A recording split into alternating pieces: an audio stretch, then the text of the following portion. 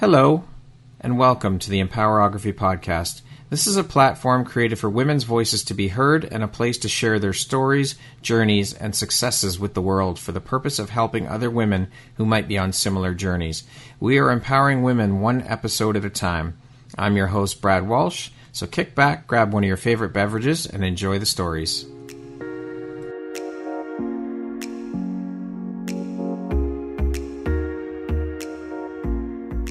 If you're looking for jewelry that makes an impact on your self-care routine and your style, Empowerography would love to offer you a discount code to one of our exclusive partners, Quartz and Canary Jewelry and Wellness Company. Please use code EMPOWER15 to receive 15% off upon checkout at www.quartzandcanary.com. Quartz and Canary is truly the place where spirituality meets style. Hello there, Brad Walsh here, your host of the Empowerography Podcast. Today, my guest is Danielle Melanson. She is a health and wellness coach and the founder and owner of Mermaid Melanson. How are you doing today, Danielle? Great. Thanks so much for having me here, Brad. I appreciate it. Oh, it is my pleasure and my honor. Thank you for taking the time to be here. I know we've been trying and going back and forth with trying to get this interview set up, so I'm finally so excited to have you here today to discuss your personal journey and your story here with us and share that with the Empowerography community. So thank you. I appreciate you, and I appreciate you taking the time. Oh, ditto. And we were just chatting before you pressed record about how the universe has our back and shows us what we need to in the moment that we need it the most. Yeah. And when this all aligned for us to finally chat and do this podcast, I said to my husband, Brad, this man did not give up on me, but I'm supposed to do this right in this moment today to hear this message. So I believe in that. So thanks for having me. Oh, my pleasure. So let's jump right in, Danielle. So as I stated, you're a health and wellness coach. You are the founder and owner of Mermaid Melanson. How long ago did you start your business, and how did you come up with the name? Where did the mermaid part of the name come from? I know, that's so funny. So I actually will be celebrating my 9th year in my business on October the 1st. So congratulations. Thank you. In a few weeks there. And I didn't at first have the name Mermaid Melanson. That's kind of like my brand name that I developed into. And actually, the name of my team that I run, my business team and the community that I have is actually Team Inspire okay. Drive. And so the mermaid part came as I really started to, peel back the layers of who I am, peel back the layers of trying to authentically find the real me and share the real me. And I think it's just, I am from Cape Breton, Nova Scotia, as you can probably tell from my accent.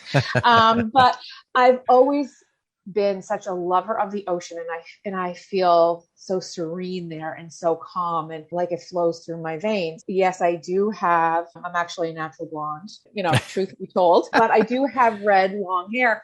And so I always kind of identified with the mermaid. Okay. And then all of a sudden, the more I started to tap into what filled my soul and self-care around the ocean and all of those things, the more that mermaid came out of me, and people actually started saying, "You are like a mermaid." And I said, yes, I am a mermaid. So it was almost like they did kind of validate what I always wanted and thought and dreamt about inside as my identity, like way back in the late 80s with Splash, that movie, if you're old enough to know that Daryl Hannah, yeah. Right? We all wanted to be Madison, right? So, yeah. And then it all came together. My married name is Melanson. I'm actually a Cameron, a Scottish Acadian girl from Cape Breton. And so the Mermaid Melanson just flowed. It just felt right. And it's almost like the people who got to know me and follow me gave me that Mermaid Melanson title. Excellent. So can you tell us a bit about what Mermaid Melanson is all about, what your business is all about? So my business is in so many different tiers.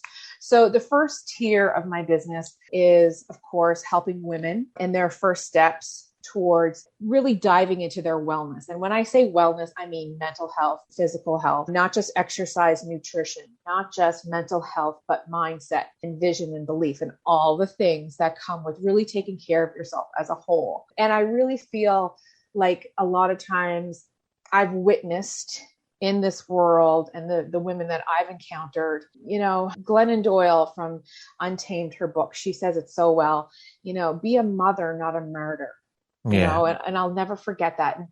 And, so many times I just feel women putting themselves last and not making their own health a priority. So that is always my first priority, is to get women on their path to wellness, to filling their own cup. Okay. The other tier of that is that I actually run a business. This is a business. And so women who want to, from the get-go, or 70% of the people who run this business with me, Brad, start as a customer and client, of course. Okay. Because taking care of ourselves mentally and physically is the foundation to any business. Right. So they work, simultaneously with each other. And I mentor women to give them the tools, give them the confidence, give them the steps to go out and do what I do, which is inspire other women, get them started on their first steps to wellness, and coach and continue and support them and keep them accountable throughout. Excellent. Now, you stated that you work with women. Why have you chosen specifically? Because I'm assuming you only work with women, right? I would actually love to work with men. So I'm assuming then, again, I'll assume here. I know we shouldn't assume because we all know what that does, but I'm going to go out on a limb here and risk it that this just organically happened that you work with specifically only women. Absolutely. Okay. Absolutely. Absolutely. I actually have very masculine energy. Okay. And so that actually turns off a lot of women because I'm a very strong personality, but it also turns off a lot of men. So like I have a shirt that says I'm not for everybody. And that's a good thing because there is somebody out there to help everybody. But, I have helped a lot of men in my business throughout the years. Those who have been open-minded to work with a really strong-minded woman. And they've been absolutely wonderful. And like some of my dearest friends, which has been great. But primarily, it's been women. Yeah. You've also said that it's your main mission to meet women where they are on their journey, but more importantly, impress upon them the greatness that lies within them already so they can tap into that and spread their light to those people in their lives. Why have you made this your mission? Why is this particular mission so important to you? Brad, it is basically what happened to me when I started on my health and wellness journey over 15 years ago. I was between 230 and 250 pounds. Okay. I was a size 24. I'll never forget the day where I had to go to a funeral and I had to get a pair of black pants. And I walked into the plus size store and the largest size they had was 24 and it didn't fit. Oh, man. And I walked out with no pants. And it was in that moment that I realized that all the lies I was telling myself that I was okay with this lifestyle, that I wasn't depressed, that I wasn't self-conscious, obviously, right, was a lie I was telling myself. But when I say I want to meet women where they are, is that so many people compare somebody's day one to somebody's day 1,001. If they see me for example, and trust me, I do not enjoy doing push-ups, even after 15 minutes. But doing a push-up, I have to explain and actually convince some people that I couldn't even get on the floor when I did my first push-up. I was doing them off of a wall and it was 3, because I want to meet women where they're at. So not only do I know all the steps through the path, but I want them to know that even if they're not ready for activity right away, maybe they're looking for meditation, mindset, nutrition, personal development, community, whatever that is that they need in the moment as their first step towards many. Love it. What is it that excites or lights you up the most about the work you're doing with these women? To see when people have that aha moment where that switch, Brad, goes from off to on. And whether they can make the best chocolate chip cookies in the world for the class the next day, or whether they just walked 5K for the first time, or whether they were able to, put down the wine bottle Monday to Thursday, or whatever it is, whatever their victory is that they always told themselves they couldn't do, and they did. It's those small things. And when they message me and share them with me, I had an amazing client of mine. She's been a client of mine since 2013. She's out of California, and she messaged me last night and she just wanted to do a quick FaceTime. And she shared with me that even though she wasn't where she wants to be in her goals, business-wise or personal-wise, Right. that she said, if it wasn't for me showing up every day, that she would have given up on herself. Wow. And she had wanted to share that with me. And I was in tears because, you know, not every day is rainbows and unicorns and mermaids. No. You know, That's yesterday fucking was powerful. not a mermaid day. And it ended, she just wanted 5 minutes of my time to share that. And to have an impact in even, if she was the only person in 9 years, Brad, that I had that impact on, Yeah. well, then that's worth it. That is powerful. And I think that so often we forget to celebrate the little successes and the little wins. And those are just as important. Sometimes I wonder if those are not more important than the big ones. I mean, we need to appreciate and celebrate those along the way. We need to take the time to slow down and look at how far we've come and celebrate those little wins. But that is fucking powerful. Wow. Right? And I always say, and I can't remember what book I read this in, but I do a lot of personal development, which I did no personal development before I started working on myself, is big doors swing on small hinges. I like that. And isn't that so true? Because it is those little things that make such a big impact in our life. For sure. I read that you think motivation is garbage. It's determination that will prevail day in and day out. Can you explain your thoughts behind that statement? Yes. Well, first of all, it's the number one thing I hear as a health and wellness coach is, where do you get your motivation? And I'm like, I don't have motivation. I have determination. And so the difference is, and Mel Robbins speaks so well to this, is that motivation is fleeting and it's up and it's down and it comes in and out like the tides. And, you know, take, for example, I always like to use stories and examples to teach, you know, somebody who's getting ready to start something that they're excited about. Yeah. 7 days in, they have this great motivation because they have excitement, but then life gets in the way, and it's going to.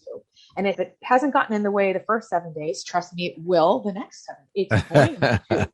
If you're not in a storm right now, one is coming. Brace yourself. And so that's what I always say to people is like, motivation is not going to get you through. It's going to get you started, but determination will make you show up with consistency day after day after day. So when you have a mindset of determination, you're not waiting to feel. So I feel like motivation is a feeling and determination is a mindset. Okay. Interesting. I like that.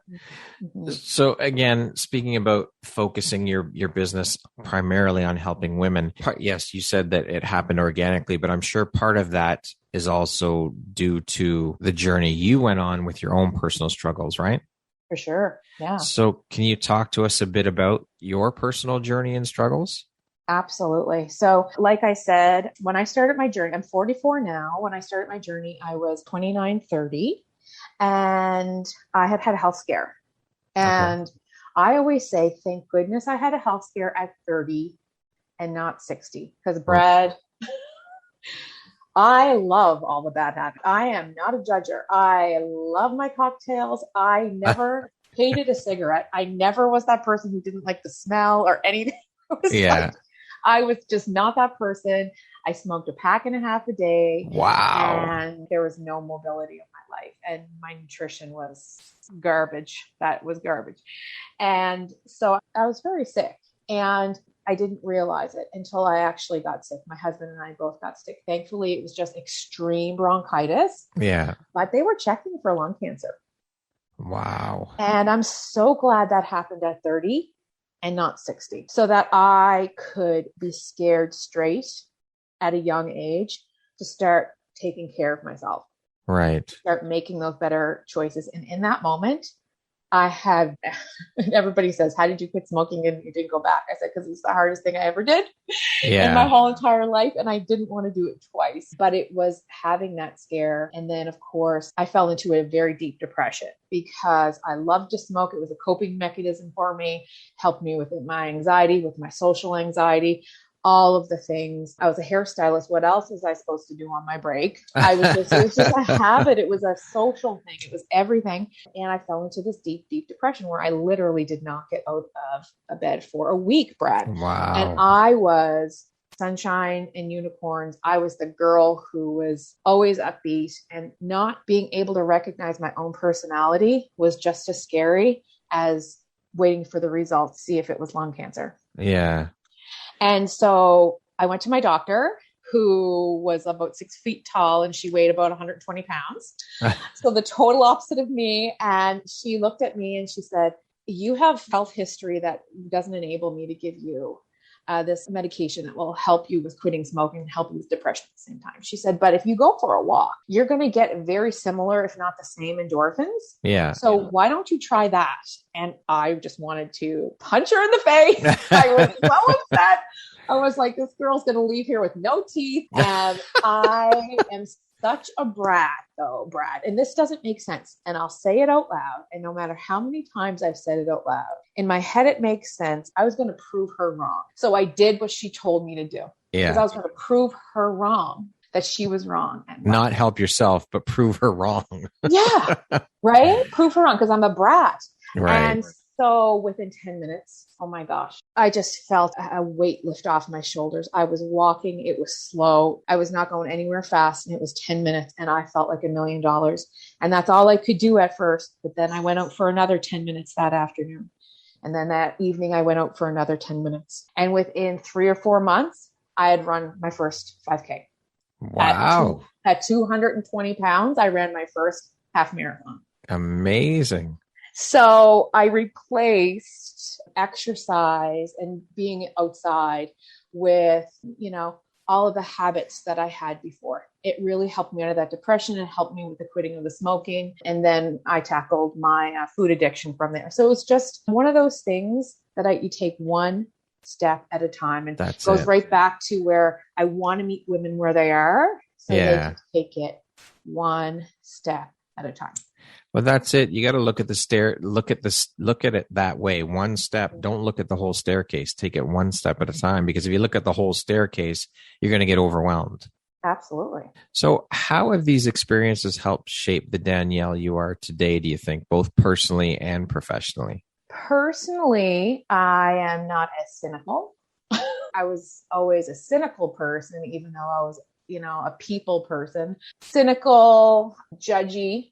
Yeah. Because I would judge others who were doing things that I couldn't do, because it was easier to judge them than to face the mirror that I wasn't doing what I knew I was supposed to do. Right. So it definitely gave me a different mindset, a different perspective.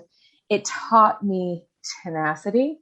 It taught me how working towards goals are things that you do take step by step, day by day, and that you don't run a half marathon overnight, that it takes training. And you've got to do the things, and you've got to follow the instructions. But as far as professionally goes, I always talk to the girls that I mentor in this business, and I relate our business back to two things. Number one, your journey of your wellness, whether it's weight loss, whether it's recovering from an injury, building strength, helping mental health. I always related to that and parenting, because those are two very challenging things to do, right? Yeah. And it's always one of those things where when you can push past, let's just say walking, when you can bring yourself from walking 1 kilometer a day to 1.25 kilometers to 1.5 kilometers and increase every single day. When you can see that slow progression and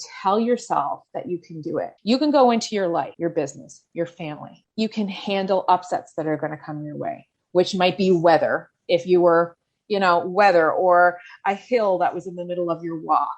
And, maybe in your business, it's a speed bump in your business, or somebody, losing a customer or losing a client or whatever it is, or, having some sort of a problem in a relationship with your children or your spouse. Like, there's always going to be a roadblock. But when you can see you push yourself with your own personal journey and pour into yourself with your own personal journey, it gives you the strength to bring those lessons into your business, to bring those lessons into your relationships. And really, it touches every other part of your life. Yeah.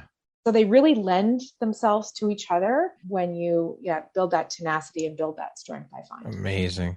So I'm going to go out on a limb here and assume again, with your personal transformation, I assume that through that, you're also a very big advocate of self-love and body positivity and, of course, women's empowerment. Can you speak a bit about what those things mean to you on a personal level? Oh, absolutely. And so this is the thing. I'm going to tell this story. I'll never forget walking into my mother's gym in Cape Breton.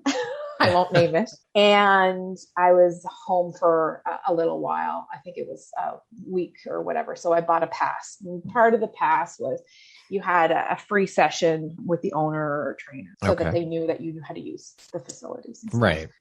And this man was calling me on my confidence. And because I was over 200 pounds, that I was active and fit. Like I said, I'd ran my first half marathon at 220 pounds. Like I did not break records, but I finished it. But you finished it, and that's what matters. And that's all that matters. And I was proud of myself.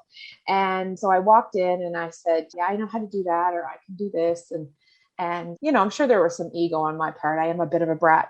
And he gave me an exercise, which was really, really difficult. It was leg lifts. And I have an extremely strong core, but wouldn't look like that at 5'6" with 220 pounds on. Right. That I had a ripped core underneath, right? Right. And I did 25 leg raises. Like it was like those legs were feathers, Brad.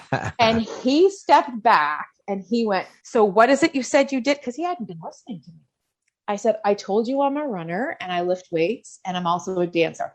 And he was like, oh, but I had told him all those things. Yeah. But finally, he was listening to me because the package that presented to him in his eyes, without judgment, I judged that I wouldn't have been a fit woman.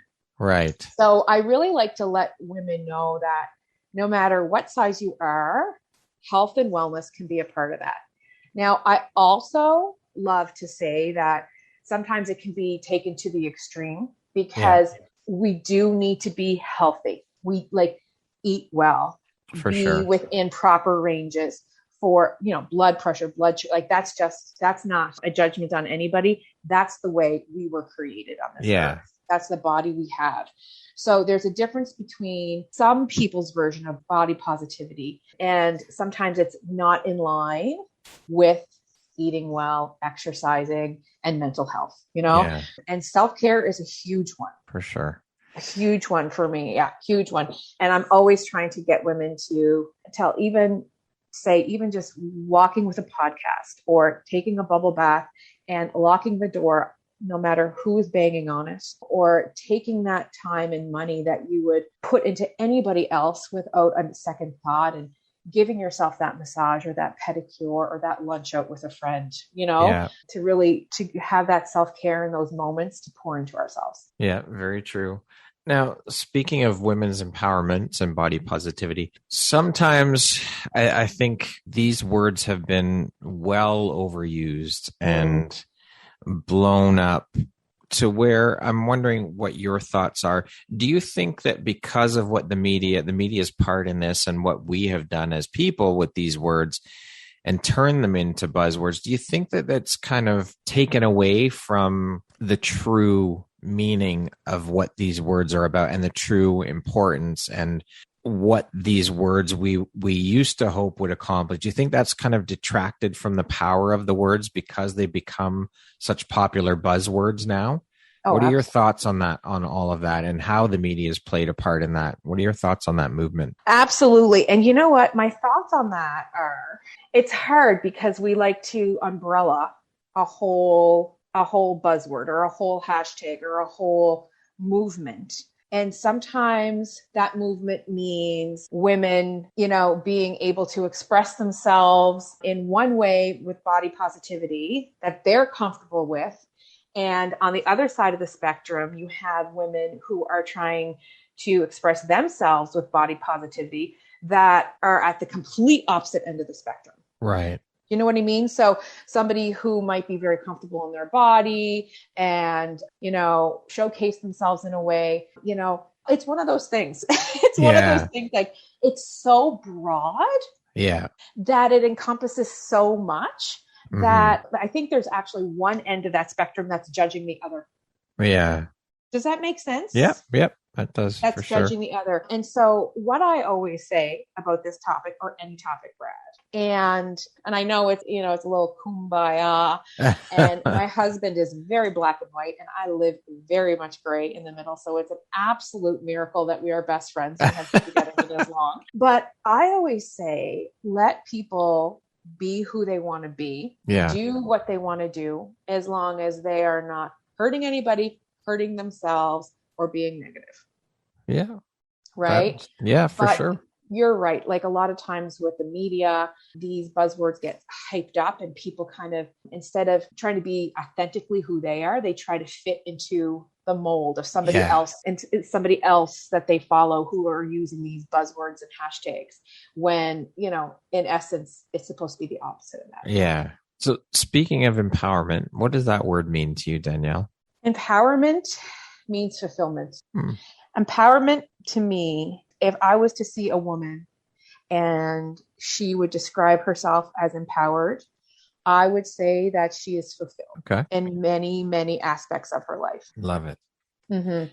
Now, you being a female entrepreneur yourself, I want to go down this road and talk about women in entrepreneurship and whatnot in that whole world. What are your thoughts on the landscape of entrepreneurship and women-run businesses? And are you seeing a shift in terms of more women making the jump into entrepreneurship? And if so, why do you think that is? Absolutely, I do. And I love it. Oh my gosh.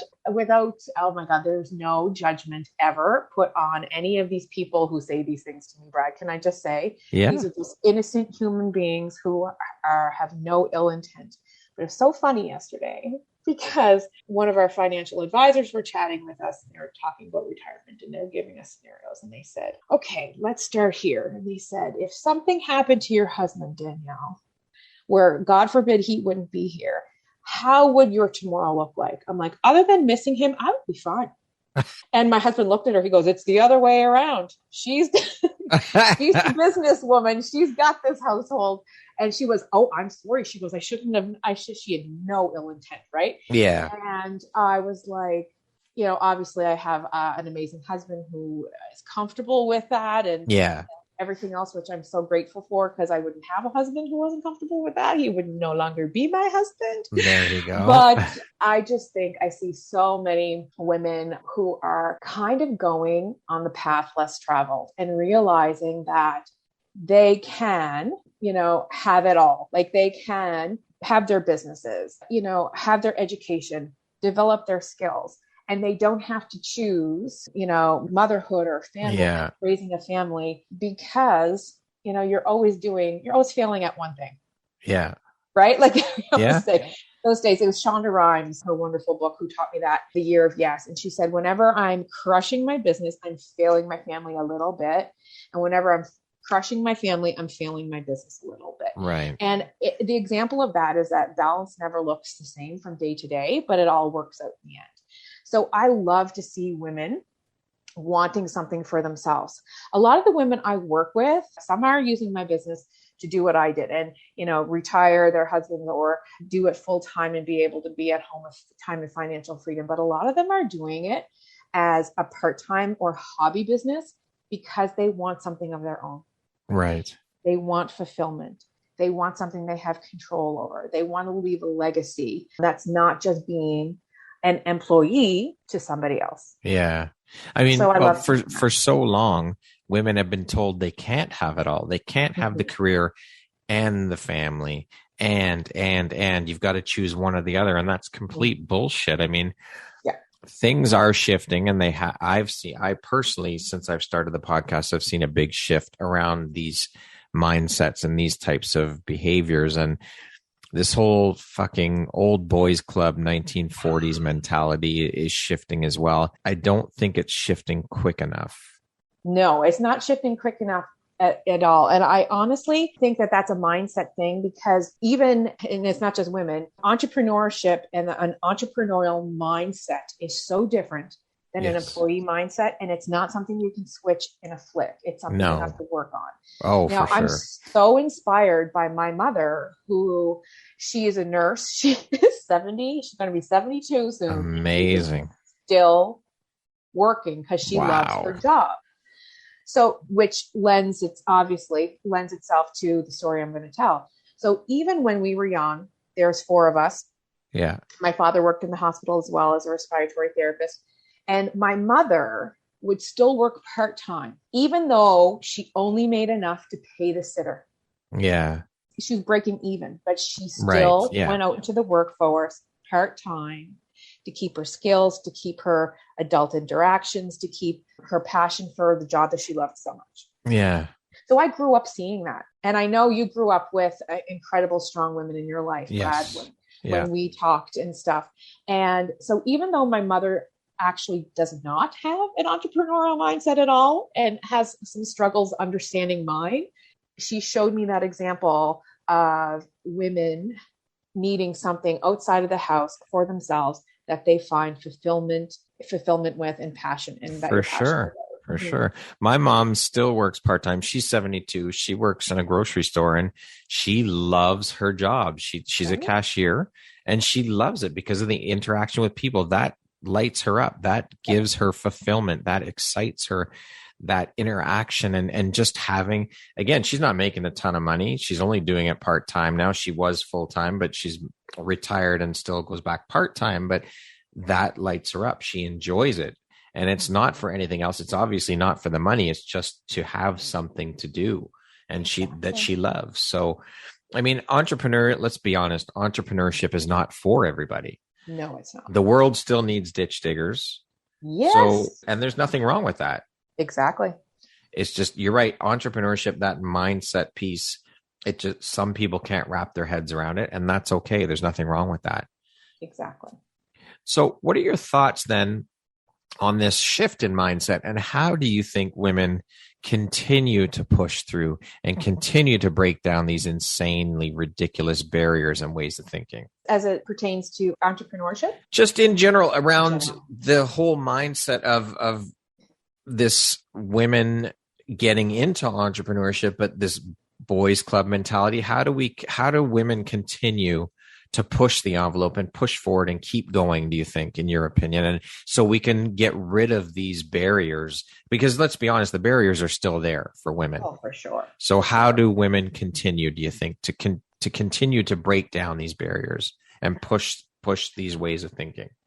I think the more that women start with valuing themselves and filling their own cups. And like, I know it's my business, Brad, but it's so fundamental. It's about taking care of yourself. Yeah. It's about, like I said, it doesn't have to be my programs and products and groups and mentorship.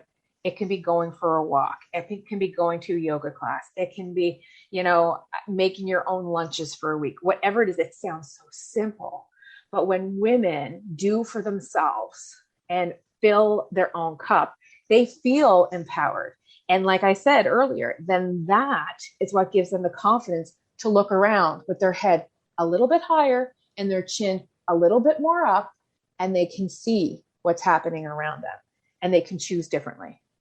Okay. They can choose differently. They can see what's happening in their households or in their workplaces, and they can choose, that's not something that I want to continue with, or that's not a job that I feel respected in, or I'm going to make some changes within myself to either open my own business or find another job that I feel more respected in, that I can move up the ladder, or I can, they just choose differently. Yeah. And the more women work on themselves mentally and physically, I feel that is what's pushing women forward to choose more. And when we grew up, sorry. No, it's okay. When we grew up, it was just starting to turn, like your mom, my mom, we've told our stories. Yeah. But a lot of times, like you said, it was that, the breadwinner was the husband. Yes. And the provider. And that's fine. And that's cool. And that's awesome. That's an extra level of security. And there is some primal stuff in there. Like that's just that's ingrained in us, and it's not a bad thing. But at the same time, we can't rely on anybody but ourselves. That's right. That is so important. I love that you said both of those things about self-care, and because I think that self is the foundation for everything. Everything comes back to self. Yeah. And instilling, I think that that's another important thing that we need to instill in our children as well, is it all starts with self. It all starts with that foundation, but also, and my wife and I have done this with our girls, that do not ever rely on anybody else, a man, a woman, whatever the case may be, to get what you want in life. Absolutely. When it all comes down to it, when it's all said and done, you really only have yourself that you can 100% rely on 100% of the time. So don't rely on anyone else to get shit done for you, to do things for you. Do it yourself. And if our children grow up knowing this and it's instilled in them so that it just becomes part of their DNA, then they're much more well-rounded people as they grow older, as they become adults. And it's just natural. It's bred into them. That's the best gift you can ever give those girls. Yeah, for sure. Really and truly. Yeah, it's something that we've tried to instill from when they were young. And I think more parents need to do that with their children from a young age. It's got to start from a very young age so that it does just become second nature. Absolutely. Danielle, to date, what would you say is your biggest high or your greatest win? To date, my biggest win. Oh, that's a tough one because I celebrate so many little wins. Right? I was so excited that I just felt good on my run this morning. I celebrate my biggest win. Okay, I have to give my team a credit for this one, but my biggest win was, after many ups and downs in my business, in year 8, which was last year, my team, and I mean my team, rallied together and we achieved one of the biggest ranks and accomplishments, recognition in the company as an elite team. And there's only a handful of people who achieve this. And it is a team effort. It has nothing to do with me. It is all about how I've been able to lead and mentor those who I've brought in to do what I do. It has nothing to do with what I do personally. And as far as, my client's perspective. So they were able to reach that massive achievement as a team. And that was like cry in your beer sort of moment, right? Like just those feelings where I was just so proud of them and honored at the same time that they would choose me to be their mentor and allow me and trust me to mentor them in the right direction. Congratulations. That's amazing. Yeah. Thank you. What do you think your unique skill set or superpower is that's helped you become successful? I have been told this and I have to agree with it. I am not judgmental at all. I don't know why. I have just never been judgmental of anybody or anything. When I look at people, I see personalities. It's definitely one of my superpowers because then I can really get to know people and see them for who they are. Beautiful. Speaking of success, how do you define the word success? What does that word mean to you? Success is, I would probably say, I used the word fulfillment earlier. Yeah. So I'd like to put that in. But the other word I want to use is balance. Okay. Because I think so many people define success in something that they can measure, monetary or like the achievement that I mentioned previous. But without a success in your personal life, your family, your friends, your self-care, your own health journey, I really think that finding a balance in all those things is true success. Okay. What would you say is one of the most important things you've learned in your life? And what was your life like before learning it? And what was your life like after learning it? Definitely what we were just chatting about as well, Brad, is the self. Yeah. Is the self. And maybe I don't have the best. I've been told that I don't have the best. I don't always choose the best words when I talk to people because I am a little quick. These are my husband's words. But, like I always say to my husband, I don't need you. I choose you and you choose. Yeah. Do you know what I mean? Yep. It's for like, sure. well, that's not very nice to say. I'm like, well, maybe different words to express that. But when you say that reminds me of people that say, oh, you complete me, which I think is complete bullshit. Nobody, no one person completes another. I'm sorry. That is complete and utter bullshit. Totally. We complete ourselves. Yeah. We complement each other, sure, but we do not complete each other. Absolutely. Jerry Maguire was just full of it. Yes. Just full of it. Renee Zellweger, she had everything she needed. But that is so right. So it all comes back to that self. So once I realized that, and I did a call with my team last night, a mentorship call to round out our goals for the rest of this year. And I said, I was stuck for 3 years in my business because I was waiting for somebody to tell me what to do. Yeah. And I was waiting for that secret that somebody else who had gotten further than me knew that I didn't know. And until I realized that I just had to get out of my own way and figure it out for myself and be resourceful for myself and do it and be accountable to myself and myself only. That is where I found true success in many aspects. That's a big piece of the puzzle. Yeah. Getting the fuck out of our own way is probably the biggest hurdle we all have to overcome in life and as entrepreneurs as well, because I mean, we deal enough with external noise and bullshit from other people, but I think the worst of it comes from ourselves.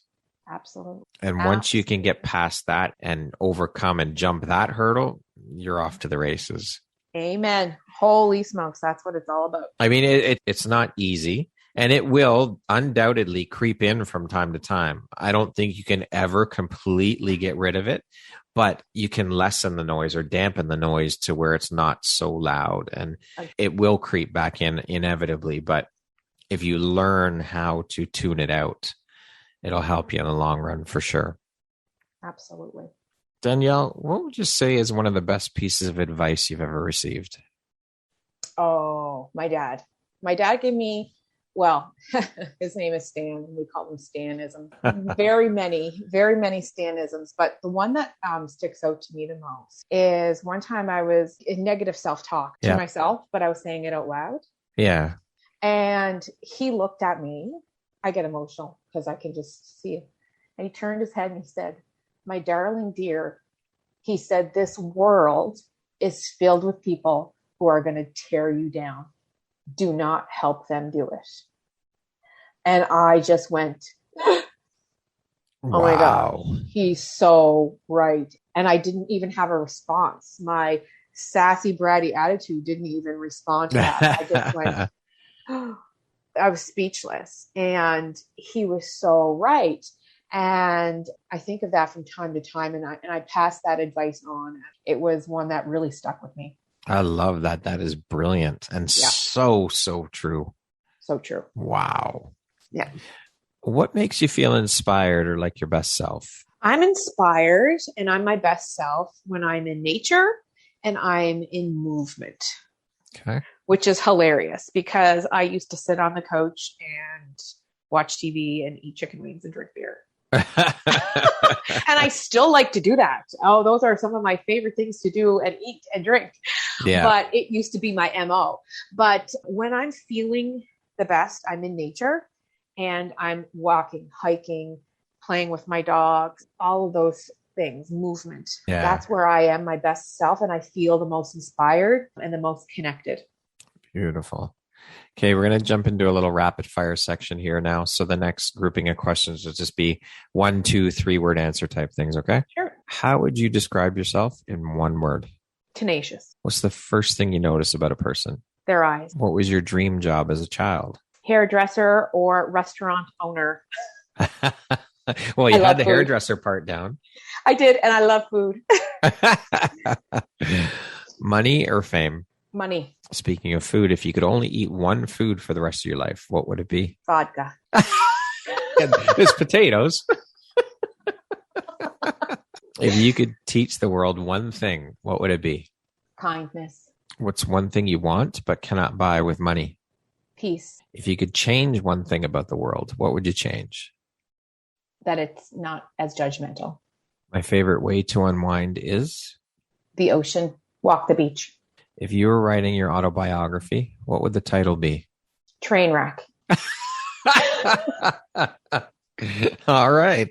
That concludes our rapid fire section.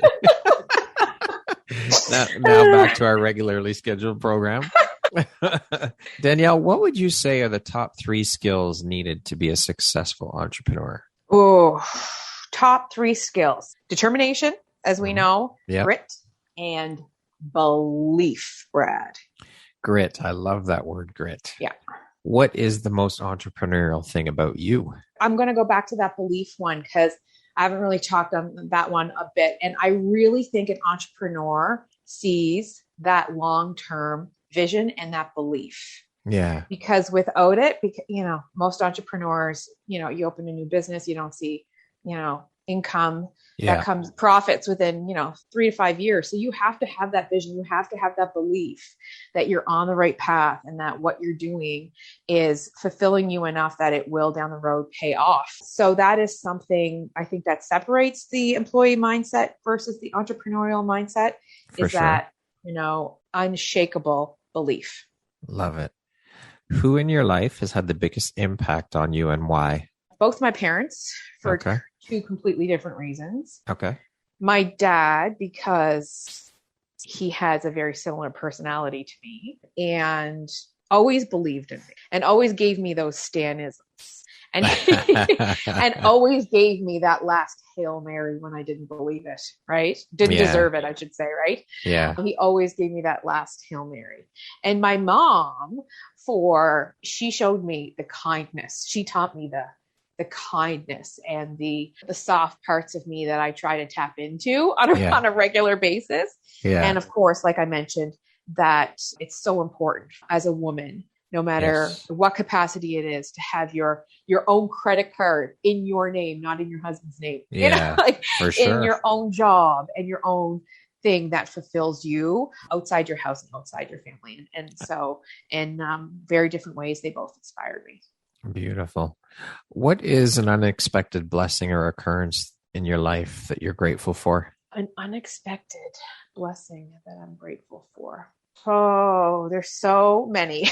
There's so many because as every other human on the planet Earth, we have a plan and then it gets pivoted in directions that we didn't expect it to get pivoted. And it turns out to be a blessing because we were on a path that we didn't know we weren't supposed to be on. Right. But I've had many, many big hitting traumas in my life personally. And what those traumas did was make me dig even more into myself with healing, with therapy, with grief therapy, with this self that we talk about, being able to take care of myself business wise, financial wise, having that balance within my own personal mental health and physical health and community and everything else. So it enabled me to find more balance in my life, some of the traumas that I went through, but I wouldn't say one in particular, but maybe a cluster of many over the past 5 years. Yeah. Yeah. Can you tell me about a moment when a person's kindness has made a difference in your life? There's so many. Oh my gosh, Brad, there's so many. I have some of the best people in my life. That sounds like it. I literally look at my husband. He says, my social media isn't negative. And I look at it and he's like, could you pick up my phone and do this for me or whatever? And I'm like, oh my gosh, Bud, the news and everything. I'm like, I'm being assaulted by your social media. And he doesn't see it as that. Yeah. But I have so many people who are kind to me every day that I don't see any of that. Somebody in particular's kindness. Oh, that's a tough one, Brad, because I really do feel like it's those little things that create the big thing. Yeah. Okay. I wish I could come up with a specific example or a specific person, but I'm just going to have to say pretty much anybody who's in my life right now has earned a spot in my life because they have been so kind and understanding. What is your personal motto? Where there's a will, there's a way. That's an easy one. I should have that tattooed somewhere. My girls are pretty sick of me saying that all the time, but it comes right back to the self and the entrepreneurship and if there's something you want, there's a way for you to get there. Okay. If there's something you need, there's a way for you to acquire that. Yeah. If you want it bad enough. If you want it bad enough. Yeah. If you're willing to do the things, That's right. Not be overnight. It might not even be in 10 years, but where there's a will, there's a way. Put in the work for sure. Yeah. What does the best version of you look like when you close your eyes and imagine it? The best version of me is feeling comfortable and confident in my own skin, regardless of what size that is. I'll touch quickly on that. I remember in 2015, I did 2 fitness competitions, 2 bikini competitions.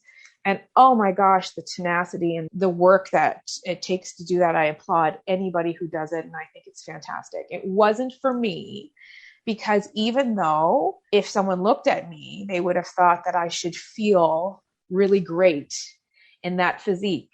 I had never been more self-conscious or unhappy in my own skin, Brad. Wow. And here I am, like 30 pounds up from that stage weight, which is a normal weight, size 8, a woman of, 5'6".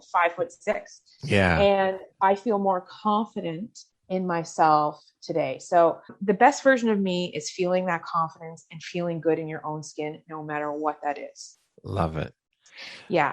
And again, fulfillment, knowing that you're making a difference, you're leaving a legacy, and that you feel fulfilled with what you do on a daily basis, whatever that may be. For sure. If you could step into my shoes, what would you have asked yourself that I didn't ask you? Geez, I don't know, Brad. I think you're brilliant. I think these questions, when you were showing me some of these questions, I thought to myself, wow, his imagination is spectacular. I thought you did a great job. I could not do better, Brad. And honestly, I could not do better. I'm not the imaginative person. I'm the person that give me an idea and I'll execute it. And I'll give you a 10-step way to execute it. So I think you did a great job. Thank you very much. I appreciate that. If you could go back and give your younger self one piece of advice, what would that piece of advice be? Stop comparing yourselves to others and stop trying to be somebody that you are not. Love it. Lastly, if you were to deliver your last 30-second speech to the world, what would that last 30 seconds sound like? What would you say? Love yourself, love your life, no matter what it looks like. Always know where there's life, there's hope. Have unwavering belief in whatever you do, whether it's digging ditches or changing the world. Spread kindness like it's a pandemic and live your best life. Like do the things. Jump, do the things. The number one thing, Brad, that I get so frustrated with people is they think they have time, and I hope they do, but it is not guaranteed. Yeah. And when I see people working so hard for a retirement that they're not necessarily guaranteed, I mean, we have to be smart, everything else. I understand that.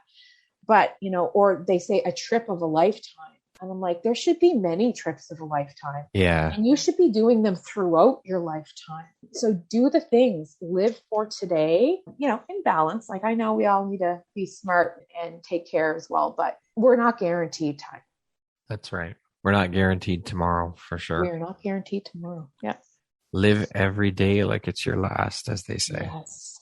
Actually, I remember my sister-in-law, she's actually my virtual assistant, and she said so many people are not living today for tomorrow that they're not promised. I like that. Yeah. It's true. That's right, Megan Karekis. Yeah. It's so true, though. Yeah, it is. It's sad. I mean, we get caught up in shit and we don't do the things that we love to do out of fear or whatever. Like even working a 9 to 5 and wanting to make the jump into entrepreneurship, but too much fear overrunning you and preventing you from doing that. You only get one chance at this life. You get one go around. That's it. So why not do and try the things that make you happy? Oh my God, that is so true. And, there was something that was, I'm trying to remember what it was really quick. Oh, here it is. Fear comes free. Faith takes work. I love it. Right? Fear comes free. Faith takes work. Yeah. Great. Wise words. Danielle, thank you so much for taking the time to be here today. I'm so glad we finally got to connect. I've thoroughly enjoyed this conversation. It has been such an inspiration speaking with you. You are a true inspiration, and I appreciate you, and I'm so grateful for you and thankful to have you as part of the Empowerography community. The conversation was just phenomenal, so thank you just for being you and for being part of the community and sharing your story. Brad, thank you. Thank you for everything you do and having this platform for women to be able to share and inspire other women. Your mission is just something that spoke to me right off the get-go, and the honor and pleasure is all mine. So thank you for having patience with me. And I'm so glad that our moons finally aligned, that we could get this done today. Yes. I appreciate you. Thank you. I appreciate you as well, Danielle. Once again, my name is Brad Walsh, host of your Empowerography Podcast. Today, my guest has been Danielle Melanson. She is a health and wellness coach and the founder and owner of Mermaid Melanson. Thank you so much, Danielle. I hope you have an amazing rest of the day. Cheers, Brad.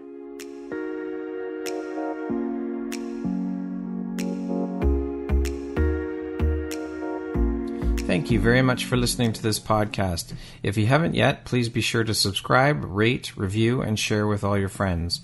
You can find me at viseuphoria.ca and follow me on Instagram at Empowerography Podcast and on Facebook at Empowerography. Please join me next time for another inspirational story from yet another amazing woman.